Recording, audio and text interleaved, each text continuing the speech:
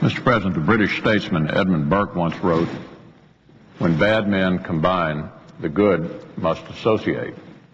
Such vivid moral clarity is nowhere better reflected than in the recent events involving Burma. In Burma, we have indeed witnessed the combination of bad men, a combination of a corrupt military junta and compliant thugs in the Burmese security forces. This combination recently carried out the brutal suppression of peaceful protests in Burma, killing and imprisoning untold numbers of nonviolent demonstrators, including scores of Buddhist monks. What is now needed is for the good to associate. The global struggle against terrorism has compelled us to increase our foreign policy engagement in places such as the Horn of Africa, Indonesia, and the Philippines.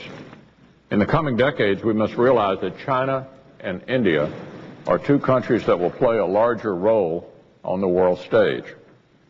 One would have hoped that as India takes on a greater role as a regional power and as a growing economic power, that pro-democracy elements within Burma could look to associate with its next-door neighbor, the largest democracy on the planet. Our nation is pursuing a closer relationship with India in terms of military-to-military contacts and in the development of nuclear energy. India should be wary of coddling the junta in Burma. The Association of Southeast Asian Nations, ASEAN, recently put out a strong statement condemning the brutality in Burma. Instead of echoing the sentiments of Burma's ASEAN neighbors, the Indian government has only issued tepid statements at best. In so doing, India has put itself in league with China and Russia.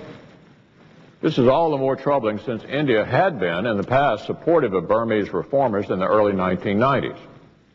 As India assumes a greater role on the world stage, more will be asked of it. And this is just such a case. India needs to recognize the responsibility it now has and abstain from supporting the military junta in Burma. India needs to use its influence as Asia's longest-lived, longest-term democracy to associate with pro-democracy forces in Burma and press for reforms. Understandably, India has important interests in its neighbor to the east. We understand that. For one, India wants to counter the influence of China in Burma. That said, it should look beyond its near-term interests. What better way to blunt Chinese influence in Burma than to work to bring about a Burma that reflects the Indian values of democracy and openness, rather than a Burma that reflects the anti-democratic values of the Chinese government? Mr. President, I strongly urge the Indian government to reconsider its position on Burma, to speak directly to the regime's recent actions, and to work for the cause of democracy and reconciliation in Burma. Only then can the combination of bad men leading Burma be checked. I suggest the absence of it. The clerk will call the roll. Mr. Akaka.